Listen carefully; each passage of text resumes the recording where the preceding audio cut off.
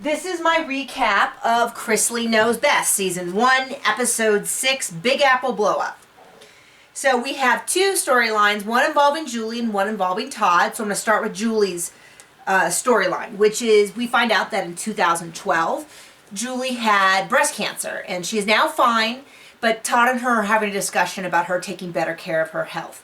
Maybe eating healthier, getting more exercise, things like that, because those are all things that will help her to stay healthy and not have a reoccurrence of breast cancer.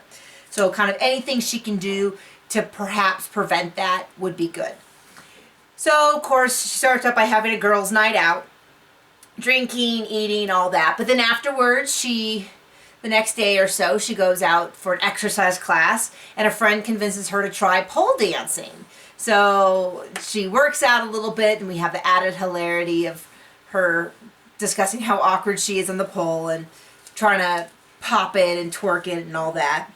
And she tries to eat a little healthier, and then of course she gets the joy of horrifying her children and her husband a little bit by telling them that she took a pole dancing class. So that was fun.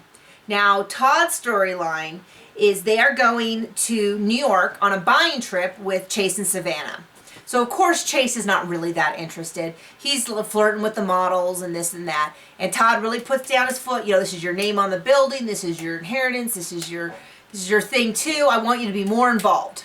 So, sorry, there's lint. So the next place we see Chase step up and make some decisions about what he likes and what he doesn't like and what he thinks will sell and not sell, all that, and does a pretty good job. Now, I'm guessing it's just because he's been around the family. I don't know, maybe they gave him a script, but it could just be that he's been around the family, he's around a lot of girls. He probably does have more of an opinion than he thinks, such as my husband, who is a grizzly rancher through and through, but I have forced him to watch years of Project Runway, and he has definite opinions about fashion if I really push him. And you would never guess that by looking at him, because he's not that kind of guy. He's a guy's guy through and through.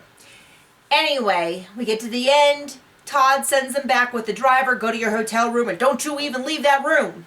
And of course he gets back and Chase is gone.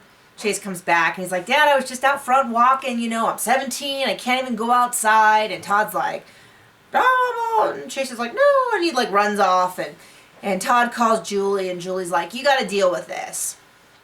So Todd goes and finds Chase, and they have a nice father-son discussion about the fact that Chase is almost 18. He's going to be leaving the house, and Todd needs to start giving him some freedom. Otherwise, he's going to take off and not come back. And they have a nice little father-son moment, and just my heartwarming moment of the episode. It makes me think that this show is actually pretty good.